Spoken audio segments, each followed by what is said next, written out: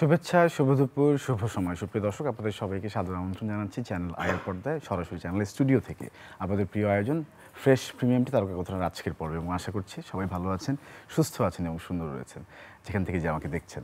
এবং আজ বিশ্ব বাবা দিবস, তাই শুরুতেই সকল বাবার প্রতি শ্রদ্ধা, ভালোবাসা এবং সবাইকে, সব বাবাকে বিশ্ব বাবা দিবসের অনেক অনেক শুভেচ্ছা। সুপ্রিয় দর্শক, আগামীকাল আজকে রাত পেরোলে আগামীকাল ঈদুল আজহা এবং ঈদুল আজহাকে ঘিরে চ্যানেল আয়ের ঈদ ট্রান্সমিশন সম্পর্কে নিশ্চয়ই ইতিমধ্যে আপনারা অবগত হয়েছেন। এবং সবচেয়ে চমক যে কথাটি, যে ব্যাপারটি থাকে, যে কন্টেন্টটি থাকে, সেটি হচ্ছে আমাদের সবার প্রিয় ছোটো কাকু সিরিজ। ফরিদ রেজা সাগরের উপন্যাস অবলম্বনে শ্রদ্ধেয় আফজাল হোসেনের নির্মাণ। এই যে চমকটি থাকে প্রত্যেকবার, এইটি এবারও থাকছে, ব্যতিক্রম নয়। তবে এবার একটা অনেক বড় ব্যতিক্রম ঘটনা ঘটে গেছে। সেই সম্পর্কে আমি না বলি, যিনি নির্মাতা, যিনি ছোটো কাকু আছেন আমাদের, তিনি আমাদের সঙ্গে সশরীরে উপস্থিত আজকে স্টুডিওতে। আমাদের সঙ্গে রয়েছেন শ্রদ্ধেয় আফজাল হোসেন এবং সেই সঙ্গে রয়েছেন আরও একজন গুণী নির্মাতা এবং আমাদের সবার প্রিয় জনপ্রিয় নির্মাতা আমাদের অনিমেষ আইচ। উনি কেন আছেন সে কথাটি শুরুতে আমি ছোটো কাকুর কাছেই জিজ্ঞেস করবো। স্যার, স্বাগত। ধন্যবাদ। স্যার, কেমন আছেন? হ্যাঁ, ভালো। এবার ঈদে অন্য ঈদের চেয়ে একটু বেশি ভালো। স্যার, কেন? কারণ হচ্ছে যে প্রত্যেক ঈদে আমাদের দুই ঈদে ছোটো কাকু হয়ে থাকে। এটা বহু বছর ধরে এই রীতি চলে আসছে। তো ঈদ আমি ঠিক অতটা উপভোগ করতে পারি না এই 2008 সাল থেকে এই পর্যন্ত। আচ্ছা। না করতে পারার কারণ হচ্ছে জি। ছোটো কাকুর চাপ থাকে। এবার এই চাপটা আমার কাঁধ থেকে ওই কাঁধে গেছে। আমার চাইতে অনেক বেশি হালকা পাতলা এবং অনেক বেশি গুণীয় এই পরিচালক। সুতরাং এই যে ভারটা তাকে নিতে হয়েছে, এই ভারটা কিন্তু একটা নর্মাল যে কোনো একটা নাটক বা ধারাবাহিকের চেয়ে একটু বেশি এই কারণে যে এত বছর ধরে যেটি চলছে সেটি তার উপর দায়িত্বটা আসলে বর্তানো হয়েছে এবার। এবং সেটি হওয়ার কারণটা হচ্ছে যে প্রত্যেক বছর আমার মনে হয় কি যে প্রত্যেক মানুষের একটা নিজস্বতা আছে। এত বছর ধরে আমি নিজে এটা করছি, যদি অন্য কাউকে দিয়ে এটা করানো যেত তাহলে নতুন একটা মাত্রা পেতে পারত। জি। তো সেটা গত ঈদে ভাবা হয়েছিল। এবার মনে হলো যে না, এবার থেকে আমরা শুরু করতে পারি। তো অনিমেষের সঙ্গে আমরা কথা বলি।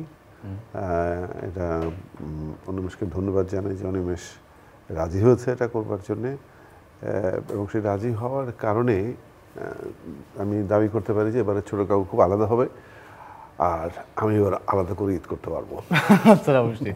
তারপরে স্যার, এবার তো আপনি তো ছাড় পাননি, তারপর গতকালকে আপনি এলেন। হ্যাঁ, কিন্তু আসলে একটা সিরিজ, এত বড় একটা সিরিজ পরিচালনা করা, অভিনয় করা আর শুধু অভিনয় করার মধ্যে আকাশ এবং পাতাল পার্থক্য। জি। তো সেই আমি বলছি ওইটাই হচ্ছে আনন্দ, যে আমি শুধু অভিনেতাই ছিলাম আর পুরো দায়িত্বটা তার কাঁধে ছিল। অনিমেষ সাথের কাছে একটু যেতে চাই শুরুতেই। ফার্স্ট অফ অল কংগ্রাচুলেশনস আমাদের নতুনভাবে আমাদের সামনে ছোটো কাকুকে নিয়ে আসবার জন্য আশা করি, প্রত্যাশা করছি আগামীকালকে থেকে শুরু হবে। কতটা আলাদাভাবে এবার আমরা দেখতে পাবো আসলে ছোটো কাকু বা ছোটো কাকু সিরিজটিকে? না, এটা তো আমি সবচেয়ে আগে কৃতজ্ঞতা জানাই সাগর ভাই এবং আফজাল ভাইকে, যে ওনাদের তো এটা একটা অনেক দিনের এক সন্তান, লালন পালন করে এত দূর এনেছে। 16 বছর পরে আমাকে এটার দায়িত্ব দিয়েছেন। তার মানে আমার কাঁধে অনেক বেশি প্রেশার ছিল, কারণ এটা একটা স্বনামধন্য একটা সিরিজ। কারণ 16 বছর ধরে চলা তো চারটিখানি কথা না।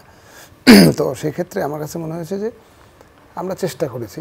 নতুনত্ব কিংবা ভিন্নতা তো আসবেই, যে কোনো নির্মাতা নির্মাণ করলেই তো নতুন নতুন কিছু হবে। আর আরেকটা জিনিস ভালো হয়েছে, আফজাল ভাইয়ের খুব হাসি মুখ দেখেছি, কারণ ডিরেকশনের প্রেশার ছিল না। কারণ উনি বলছিল, আমাদের তো অনেক গল্প হচ্ছিল শুটিংয়ের মাঝখানে, তো উনি বলছিল যে আমিও দেখলাম, এবং এটা খুব বলতেই হবে যে আফজাল ভাইয়ের জীবনে না, আমি বলবো যে শেষ 10-15 বছরে মনে হয় একটা না এত শুটিং করেন না। কারণ আমাদের সময়টা একটু কম ছিল, যেহেতু আমাদের কালকে শেষ হলো। আমরা পরশুদিন সকাল 10টা-11টা থেকে শুরু করেছি শুটিং। আফজাল ভাইয়ের শুটিং এমন না যে আফজাল ভাই রিল্যাক্স ছিল, ওনার সিকোয়েন্স ছিল না, ছোটো কাকুদের সিকোয়েন্স। সেটা শেষ হয়েছে পরের দিন সকাল 7:10 প্রায় 24 ঘন্টা একটা। মানে এটা আমি বলবো যে একটু ডিফারেন্ট হবে আশা করছি। এবং ঈদের আগের দিন, বা আগে তো ঈদের আগের দিনই যেত, এখন গত বছর থেকে ঈদের দিন যাওয়া শুরু করলো। এবং ঈদের আগে এই যে চাপটা, টানা 8টি পর্ব শুটিং করা এবং এটা অন এয়ার করা দর্শকদের জন্য, এটা কি চাপ লেগেছে অনিমেষ আইচের কাছে, বা কেমন মানে প্রেশার মনে হচ্ছে? চাপ তো নির্মাতা হিসেবে ডেফিনেটলি ও বলবে যে ওর চাপ লেগেছে। আবার একই সঙ্গে এটাও ঠিক কারণ এবার তো টের পায়নি, কারণ ওকে তো কন্টিনিউ ব্যস্ত থাকতে হয়েছে পুরো শুটিং। কিন্তু আমি এবার তো আসলে দর্শকের আসনে ছিলাম, যে আমাকে ডাকলে যে অভিনয় করেছে আর বাকিটা দেখেছি। আমার যে জিনিসটা খুব ভালো লেগেছে সেটা হলো এবার কিন্তু ছোট কাকুতে অনেক নতুন শিল্পী, অনেক আমাদের দেশের অনেক গুণী শিল্পীরা অভিনয় করেছেন এবং তারা প্রত্যেকে খুব উপভোগ করেছে। আর পুরো কাজটা হয়েছে এমন ঢাকার বাইরে লম্বাটার সময়ে, এবং সবার যে উপভোগ করা সেটা দেখে মনে হয় যে আমরা একটা কাজ করতে এসেছি, একই সঙ্গে একটা পিকনিকও করতে। মনোরঞ্জনের মতো হয়ে গেছে। স্যার একটা কৌতূহল থেকে প্রশ্ন রাখতে চাই আপনাকে, সেটি হচ্ছে স্যার ছোট কাকু এখন আসলে সর্বস্তরে অ্যাকসেপ্টেন্স পেয়েছে, আপনি হয়তো এটা বোধ করেন কিনা আমি জানি না, এবং এই কন্টেন্টটি প্রত্যেক বছর একটি চমক হিসেবে থাকে চ্যানেল আইয়ের পর্দায়, ট্রান্সমিশন, ঈদের ট্রান্সমিশন স্পেশালি। যেমন সম্প্রতি একটি ঘটনা যদি আপনাকে একটু মনে করিয়ে দেয়, আপনি একটি সামাজিক অনুষ্ঠানে গিয়েছিলেন, সেখানে মাননীয় প্রধানমন্ত্রীর ছোট বঙ্গবন্ধু কন্যা শেখ রেহানা আপনাকে ছোট কাকু বলেই সম্বোধন করেছে। তো এই অ্যাকসেপ্টেন্সটা আপনার কাছে স্যার কেমন, মানে কিভাবে ইভ্যালুয়েট করেন? ওইটাই তো আসলে অর্জন, মানে বাচ্চারাও যে ছোট কাকু বলে, সম্বোধন করে, এটাই অবশ্য অনেক বড় প্রাপ্তি বলেই মনে হয়। স্যার ডিরেকশনের বাইরে একজন অভিনয় শিল্পী হিসেবে ছোট কাকু করতে কেমন লেগেছে, মানে পুরো ব্যাপারটা যদি আপনার অনুভূতিতে শুনতে। আমি এই জন্য তো বললাম যে এবার প্রকৃত আমার ঈদ হবে, এই 16 বছর এই প্রথম ঈদ হবে। প্রত্যেকবার প্রেশারের সময় মনে হতো যে একজন কেউ যদি পরিচালনার দায়িত্ব নিত, কারোর উপর চাপানো যেত, হয়তো এই ছোট কাকু যেমন হচ্ছে তা আরও ভালো হতে পারতো। তো বেশ কিছুদিন আগে আমার অনিমেষ আইচের সঙ্গে দুটো কাজ করার সুযোগ হয়েছিল। তো এই যে লম্বা সময় কাজ করা, আমি মানুষকে দেখি এবং আমার মনে হয় যে নতুন একটা মানুষের সঙ্গে কাজ করা, ওই মানুষটা শুধু মানুষ না, একটা বই, তাকে পাঠ করা যায় এবং তা থেকে অনেক কিছু শেখাও যায়। আমি অনেক আশাবাদী হয়েছিলাম। আর বহু আগে তো ওর প্রথম, আমি ওকে চিনতাম না, কিন্তু গরম ভাত ও নিছক ভূতের গল্প, এটা খুব অদ্ভুত লেগেছিল কি যে এই ধরনের একটা কন্টেন্ট নিয়ে কেউ কিছু বানাচ্ছে টেলিভিশনে, অবশ্যই তার একটা আলাদা চিন্তা এবং চেতনা রয়েছে। এবং আরও পরে জানি যে ও আর্ট কলেজে পড়াশোনা করেছে, এগুলোর সঙ্গে কিন্তু আমার একটা সম্পর্ক তৈরি হয় ওর সঙ্গে আমার। তো এই কাজটি করতে যেয়ে আমার মনে হয়েছে যে ছোট কাকু যদি ও করতো তাহলে খুব ভালোই হতো। আমি দেশের বাইরে ছিলাম, তো দেশের এবার আমি ঈদের বেশ কিছুদিন, এই মাসখানে 15-20 দিন আগে আমি দেশের বাইরে ছিলাম। ওখান থেকেই ওর সঙ্গে আমি কথা বলি যে আমরা এই জিনিসটা করতে চাচ্ছি, করতে যাচ্ছি। তো ওরও দেখলাম যে প্রথমত একটুখানি দ্বিধা ছিল যে ছোট কাকুর একটা নিজস্বতা আছে সেখান থেকে। তো আমরা যেটা বলি ওকে, যে নিজস্বতা মানে হচ্ছে যে এই চরিত্রগুলো এরকম, বাকি বিষয়টা সে নিজের মতো করেই ভাবতে পারে। এখানে ওই ধরনের কোনো, এখন বাকিটা আসলে বলতে পারবে অনিমেষের কাছে যদি যাই, আমি একটু বলে নিই যে 15 বছর স্যার যে ডিরেকশন দিয়েছেন, স্যার নিজে অভিনয়ও করেছেন এবং সেই লেগেসি, সেই স্ট্রং লেগেসিটাকে আপনার হাতে তুলে দিল। তো সেই জায়গায় আপনার অবস্থাটা কেমন ছিল সেটা জানতে চাই। না, সবচেয়ে বড় কথা যে আমার কাছে মনে হয় যে আফজাল হোসেন আমাদের সবার, আপনারা সবাই জানেন, আমার সবচেয়ে বেশি কৃতজ্ঞ যে তার পাশে বসে যে আমি আজকে কথা বলতে পারছি, এটা অবশ্যই একটা অনেক বড় ব্যাপার আমার জন্য। স্যারকে ডাইরেক্ট করা কতটা কঠিন একটু জিজ্ঞেস করি। স্যারকে ডাইরেক্ট করা অনেক সহজ। স্যার হচ্ছে মানে শিল্পী মানুষ, সে তো আমি স্যারের সঙ্গে যতটুকু মিশেছি, আমরা একটা ছবি করলাম একসঙ্গে, তারপরে একটা নাটক করলাম, তখন থেকে আমি তো ভয় তো থাকবেই, কিন্তু সঙ্গে সঙ্গে আমার ভালোবাসাও তো আছে, মানে প্রশ্রয়ের জায়গাও আছে। তো আফজাল ভাইয়ের সঙ্গে কথা বলতে বলতে আমার মনে হয়েছে যে তার সঙ্গে কাজ করা আনন্দের, কারণ এই যে কালকে, এই যে পরশুদিন রাতের কথাই বললাম, এটা অকল্পনীয় মোটামুটি ভাবা যে আফজাল হোসেনের মতো একজন শিল্পীকে আমরা 24 ঘন্টা একটানা কাজ করিয়েছি, মানে কিন্তু সে বুঝতে পেরেছে যে এই বিষয়টা আসলে আমার দোষ না, কিংবা উপায় নেই কোনো আমাদের। তো এটা আমি বলবো যে ওনারা ওই ছোটো কাকু এতদিন ধরে করছেন, আমাকে বললেন, তো আমি বলার পরে আমি তো অবশ্যই মনে করেছি যে এটা আমার দায়িত্ব, যেটাকে পুল অফ করা প্রপারলি।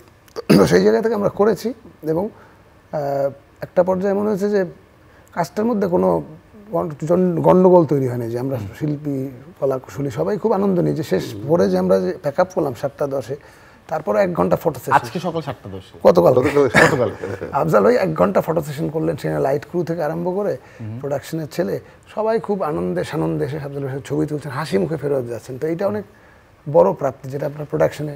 আমরা শুটিং যেখানে করছিলাম এটা হচ্ছে যে একটা বড় রিসোর্টের মধ্যে করেছি, এটা প্যালেস, ওখানে কাজ করেছি। এবং গতকালকে কীরকম কাণ্ড ঘটেছে, গতকালকে মানে তার আগের রাতে আর কি কীরকম কাণ্ড ঘটেছে, সারাদিন কিন্তু আমরা ওখানে শুটিং করেছি। করে সন্ধ্যেবেলা আমরা গাড়ি নিয়ে রওনা দিয়েছি, পুরো ইউনিট রওনা দিয়ে প্রায় 1.5 ঘন্টার দূরত্বে একটা জায়গায় হবিগঞ্জে ওখানে যেয়ে আবার 4টা সিকোয়েন্স করেছি রাত 1:30 পর্যন্ত। পরে ওখান থেকে আবার ফেরত এসেছি, আবার 3টায় ফেরত এসে আবার শুরু। মাই গড স্যার, প্রত্যেকবার প্রত্যেকটি সিরিজের আলাদা আলাদা ঘটনা থাকে, আলাদা প্রেক্ষাপট থাকে, গল্প থাকে। এবারেরটা সম্পর্কে জানতে চাই, আমি নিজে মুখ দিয়ে বলতে চাচ্ছি, বারে বারে বলে দিব আর কি, তার আগে আপনার কাছ থেকে শুনতে চাই স্যার, এবারের সিরিজটির নাম কি রেখে, গল্পটি কি? হবিগঞ্জের হরবোলা। হরিদুলদা সাগরের বৈশিষ্ট্য হচ্ছে ও কোনো একটা জায়গা নিয়ে লেখে, আর ওর নামের মধ্যে এরকম ধরনের একটা ছন্দ রাখে, কক্সবাজারের কাকাতুয়া, মানে এরকম ধরনের নামই আসলে হয়ে থাকে। তো এবার ওর মাথায় চট করে আসলো যে এটা, এই যে গল্পটা হবে এটার নাম হচ্ছে হবিগঞ্জের হরবোলা।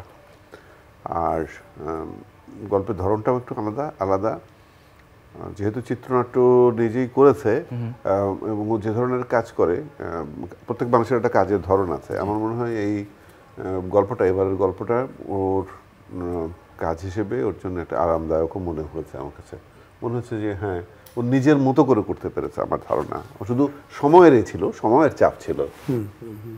সময়ের চাপ কি মনে হচ্ছে?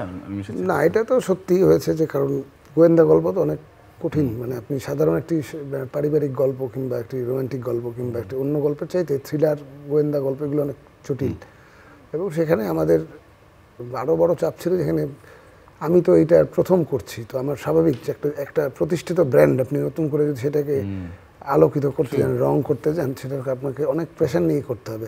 কিন্তু আমি একটা মজার আনন্দ পেয়েছি যে আফজাল ভাই কোনো রকম কোনো প্রেশার দেন নাই। যে আছে না যে আপনি যদি সবসময় আপনাকে প্রেশার করা, যে আপনি উপস্থাপনা করছেন, আপনার চেয়ারে আরেকজন বসলো, তাকে যদি সবসময় বলা হয় নতুন কাউকে যে আপনি এটা করেন এরকম, সেটা কখনোই করে না। এবং আপনার উইথ অল ফ্রিডম, রাইট, যে গল্পটা এরকম, তুমি এরকম করেছো, পুরোটাই দিয়েছেন ফ্রিডম। না, একদমই পুরোটা ওর বিষয় তো, মানে আমরা দেখতে চেয়েছি যে কেমন দাঁড়ায়। এবং আমার মনে হয়েছে যে অবশ্যই এতদিন ধরে যে ছোট কাকু দেখানো, যে ধরনের ছোট কাকু ছিল, একটা নতুন মোড় কালকে থেকে দেখা যাবে। আমরা খুব এক্সাইটেড দেখার জন্য কালকে। না, একটু মাঝখানে বলি যে সেটা হচ্ছে আরেকটু ভালো হতো যদি আমরা দীর্ঘ সময় পেতাম, যে 2 মাস 3 মাস ধরে যদি করতে পারতাম, সময়টা পাওয়া যায়। আসলে এটা আরো অনেক ভালো হতো। এটা একটু চাপ ছিল, সময়ের চাপ। নিশ্চয়ই আগামীতে আমরা দেখার প্রত্যাশা রাখি, এবং আমরা দর্শক স্যারের পারমিশন নিয়ে আমরা দর্শকদেরকে প্রমোশনটা দেখাতে চাই। চলুন প্রিয় দর্শক, দেখে আসি। বিয়েটা তোমরা ভেঙে দাও। আমার এত স্বপ্ন ছিল, আমার এত শখ ছিল, আর আমার বিয়েটা হচ্ছে না। আমাদেরকে অপদস্থ করার জন্য এই কাজ করছে। এবারের ঈদেও প্রতিদিন সন্ধ্যা 6:10 ওয়ার্ল্ড প্রিমিয়ার ফরিদুর রেজা সাগরের ছোট কাকু সিরিজের উপন্যাস অবলম্বনে প্রিয় অভিনেতা ও নির্মাতা আফজাল হোসেন নির্মিত ঈদ ধারাবাহিক নাটক হবিগঞ্জের হরবোলা।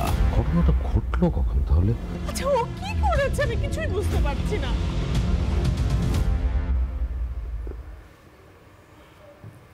আমরা দেখলাম স্যার, প্রমোশনালটি দেখে আসলাম, প্রিয় দর্শক আপনারাও দেখলেন, এবং আগামীকালকে থেকে শুরু হচ্ছে, আপনারা সবাই জানেন। এবং এবারের গল্প স্যার যেমনটি বলছেন, নতুন একটি মোড় নিতে চলেছে, যেহেতু অনিমেষ আরও একজন গুণী নির্মাতা, আমাদের দেশের তরুণ নির্মাতা, তিনি এবার নির্মাণ করেছেন এই ছোট কাকু সিরিজ।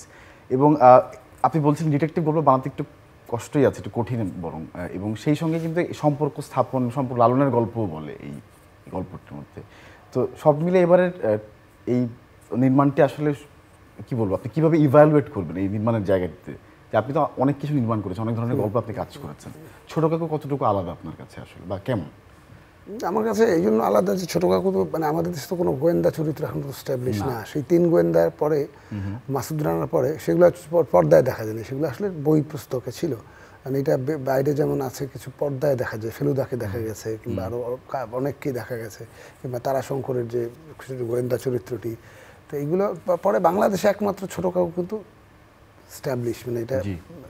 সুতরাং ওই জায়গা থেকে আমার মনে হচ্ছে গল্পটি উপভোগ্য হবে, কারণ কিছু মোচড় আছে যে গোয়েন্দা গল্পে যেটা শেষ পর্যন্ত অপেক্ষা করে যে প্রকৃত আসামি কে, ছোট কাকু সেটাকে রিভিল করবে। কিন্তু সেইটা 8 পর্ব পর্যন্ত আমার মনে হয় যে সে প্রকৃত আসামিকে, যাকে সাসপেক্ট করা সে আসলে প্রকৃত আসামি না, ওই মোচড়টা মনে হয় এই গল্পে আছে। তো দেখা যাক এখন। স্পয়লার দিয়ে দিলাম। অভিনয় শিল্পীরাও তাদেরও খুব মানে আমি যতটুকু ওই দেখেছি শুটিং সময়কালীন যে তারাও প্রত্যেকে এক একটা চরিত্র নিয়ে যেভাবে কাজ করেছেন সেটাও দর্শককে মানে দর্শকের আগ্রহ ধরে রাখবে। জি স্যার, একটু কি জিজ্ঞেস করবো স্যার, অনিমেষ আইচের কাজ দেখে বা অনিমেষ আইচের ডিরেকশনে কাজ করে কেমন লেগেছে স্যার, যদি জিজ্ঞেস করি ব্যক্তিগত জায়গায়? না মানে ভালো না লাগলে, জি ফরিদুর রেজা সাগর বা আমাদের কিন্তু খুবই দুর্বলতম একটি বিষয় হচ্ছে ছোট কাকু। জি আমি নিজে কোনো ধারাবাহিক করি না, 16 বছর ধরে একটা কাজ করছি। এটা নিঃসন্দেহে যে আমার হৃদয়ের কোন জায়গাটায় এটা আছে সেটা অনুমান করা যায়, এটা বলার অপেক্ষা রাখে না। সেটি যখন কাউকে দায়িত্ব দেওয়া হচ্ছে তখন সেই মানুষটির উপরে, এখানে হাজার হাজার মানুষ আছে, সেই মানুষটির উপরে আলাদা করে ভরসা করার 100টা কারণ আছে। মনে হয়েছে যেগুলো ভাবা হয়েছে ও শুধুমাত্র সময়ের যে চাপটা এটা ছাড়া খুবই মানে আগ্রহের সঙ্গে এবং তার যোগ্যতার সঙ্গে সেই কাজটা করেছে। শুধুমাত্র সময়টা যদি ভালো হতো, গোয়েন্দা গল্প কিন্তু যত ধরে করা যাবে তত অনেক বেশি সুন্দর লাগবে, কিন্তু সেটা পেরে ওঠা যায় না। আমরা 8 দিন 9 দিন কাজ করেছি, এতগুলো শিল্পীর শিডিউল পাওয়া এটাও কিন্তু খুব মুশকিল, ঢাকার বাইরে যেয়ে থাকা।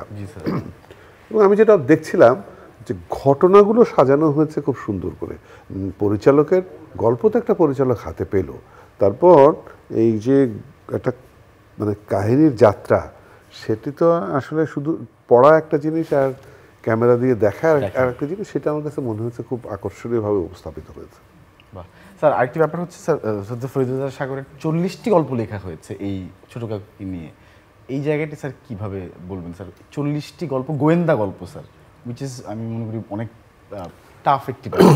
এটা আমার কাছে সবচেয়ে ইন্টারেস্টিং লাগে হচ্ছে গোয়েন্দা গল্প শব্দটা একটা, কিন্তু গল্প যেটা বলা হয় সেটা কিন্তু প্রত্যেকটা গল্পই একটা আলাদা ধরন আছে, মানে একই রকম ঘটনা ঘটছে না। আমার কাছে সেটা খুব বেশি বেশি উপভোগ্য মনে হয়।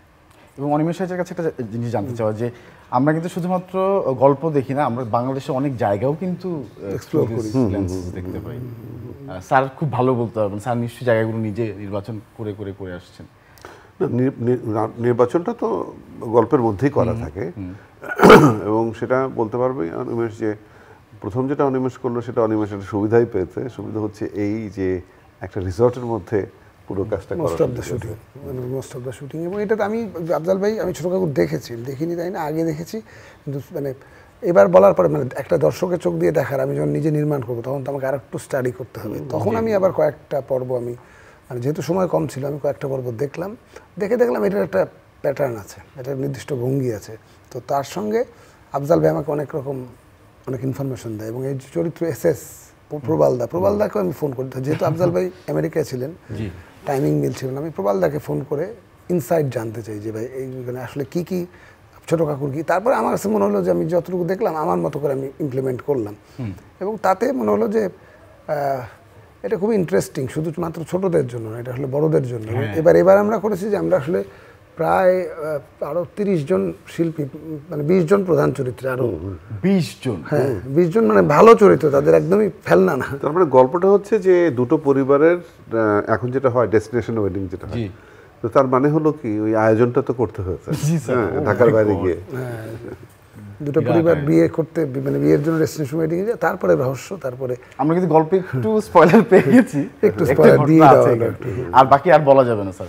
স্যার এবার অনেক শিল্পীদের কথা বললেন যে নতুন মুখ আমরা দেখতে পাবো, তাদের কথা যদি জিজ্ঞেস করি কারা কারা কাজ করছেন বা কাস্ট কারা আছেন এবারে মেইন কাস্ট বাদে, অনিমেষ আইচের কাছে জিজ্ঞেস করি। আচ্ছা, এবার কাস্ট হিসেবে ছিলেন হচ্ছে আমাদের আজাদ আবুল কালাম ছিলেন, ফারুক আহমেদ, শতাব্দী বাদুদ, দীপা খন্দকার, আসনা হাবিব, ভাবনা, আর আরও আছেন, আর আমাদের 3 জন রেগুলার তো আফজাল ভাই, প্রবালদার, আমাদের সীমান্ত, মানে আমাদের যা বিশাল, ওরা তো আছে। এছাড়াও অসংখ্য শিল্পী আরও অনেকে ছিলেন, আমি হয়তো 2-1 নাম মিসও করে যেতে পারি।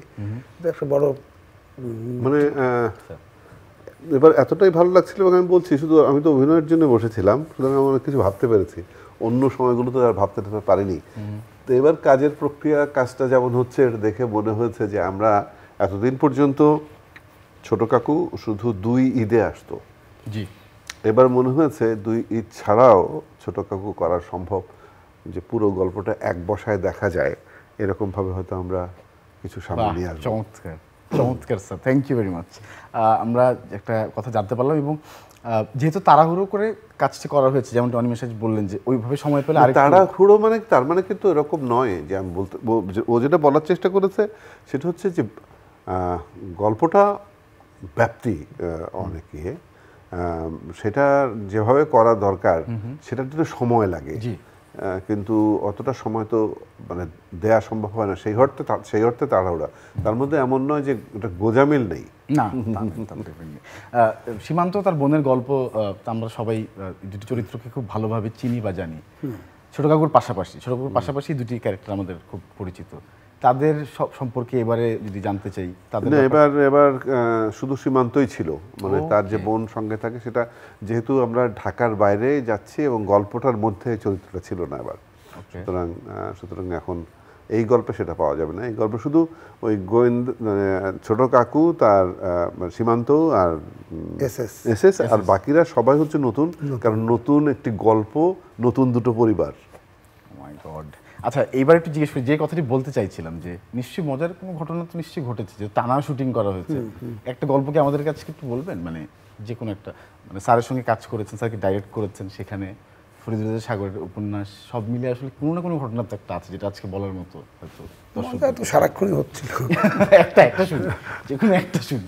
না, সারাক্ষণই মজা হচ্ছিল, স্পেসিফিক মজার ঘটনা এই মুহূর্তে মনে পড়ছে না, কিন্তু অনেক ধরনের ইনসিডেন্ট, কিন্তু কোনো দুর্ঘটনা ছিল না, খুবই মানে ঠিকঠাক ছিল, মানে প্ল্যান ওয়াইজ ছিল। মানে আমরা যে বলছিলাম তাড়াহুড়া, কিন্তু আমরা একদম বলতেই পারি যে আমরা যে স্বল্প সময়ে যে প্ল্যান করেছি, আমরা প্ল্যানের বাইরে একটুও যাইনি, আমরা মোটামুটি সর্বক্ষণ প্ল্যানের মধ্যে। শুধু মজা ছিল সেটা হচ্ছে আমাদের যে, এটা হয়তো বা ছোট কাকুর যারা দর্শক তারা জানেন না, আমাদের যে শিল্পী প্রবালদা, তিনি খুব মজার মানুষ, তিনি কিন্তু অনেক ঘুমাতে ভালোবাসেন। আমরা প্রায় এটা নিয়ে মজা করছিলাম যে যখনই আমরা গাড়ি যাচ্ছে কোথাও, এই প্রবালদা কথা বলতে বলতে ঘুম, মানে এই মুহূর্তে কথা বলছে, এই মুহূর্তে ঘুম, আবার উঠে।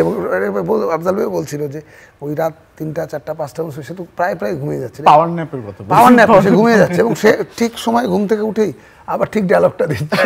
আচ্ছা আচ্ছা, ওইটা একটা মজার ঘটনা ছিল। আমরা একটা গাড়ির দৃশ্য করছি, জি স্যার। তো ড্রাইভার যে, সে তো গাড়িটা সে চালাতে পারে, কিন্তু শুটিংয়ের জন্য কিন্তু গাড়ি চালানোর একটা আলাদা মানে একটা গতি থাকে, একটা ধরন থাকে, শুধু গাড়িটা চালানোর বিষয় না।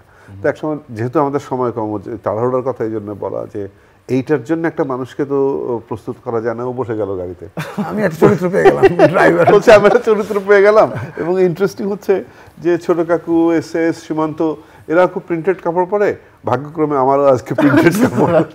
তো এই ফানগুলো আমরা কাজের মধ্যে করি। একটা বিষয় উল্লেখ করা উচিত বিশেষভাবে, আমি বলবো যে প্যালেস বাংলাদেশের অত্যন্ত বড় একটা রিসর্ট, এবং তারা যে ছোট কাকু করার ব্যাপারে আমাদের যত ধরনের সাহায্য সহযোগিতা দরকার দিয়েছে, এটা একটা বড় ব্যাপার, যেটা আমাদের একটা কাজটার জন্য বিরাট উপকার হয়েছে। এই কাজটি ভালোভাবে সম্ভবই হচ্ছে তাদের সহযোগিতার জন্য। বাহ, চমৎকার। আসলে প্যালেস দ্য লাক্সারি রেজর্ট, একটু বলি, সেটা হচ্ছে আমাদের শিল্পীরা শুনলে অবাক, মানে ঈর্ষান্বিত বোধ করবে। আমরা শীতাতপ নিয়ন্ত্রিত পদ্ধতিতে শুটিং করি। চমৎকার, আপনাদের কোনো কষ্ট হয়নি, ভালো হচ্ছে।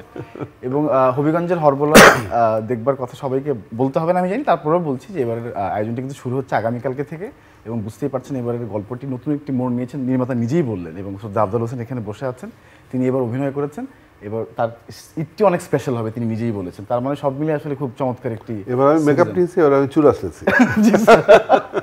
Sir, thank you very much. Animesh, আপনাকে ধন্যবাদ আমাদের আয়োজনে আজকে এসে কথা বলবার জন্য, এবং প্রিয় দর্শক, আপনাদের সবাইকে আরও একবার আমন্ত্রণ হবিগঞ্জের হরবোলা দেখবার জন্য। সবাই খুব খুব ভালো থাকবেন। এবং সবশেষে বলতে চাই, আমাদের যে প্যালেস লাক্সারি রিসর্ট আছেন, তার যিনি কর্মধার শ্রদ্ধা আরিফ স্যার আছেন, আরিফ স্যারকে ধন্যবাদ জানাই আমাদের এত সুন্দর একটি সুযোগ করে দেওয়ার জন্য। প্যালেস পরিবারকে ধন্যবাদ দিতে চাই শুরুতেই এবং শেষটায়। এবং আজকের আয়োজন শেষ করছি। প্রিয় দর্শক, আপনারা ভালো থাকবেন, সুন্দর থাকবেন, আপনাদের ঈদটি ভালো কাটুক পরিবারের সঙ্গে, সে প্রত্যাশায়। শুভেচ্ছা সবাইকে আরও একবার, অগ্রিম ঈদের শুভেচ্ছা, ঈদ মোবারক।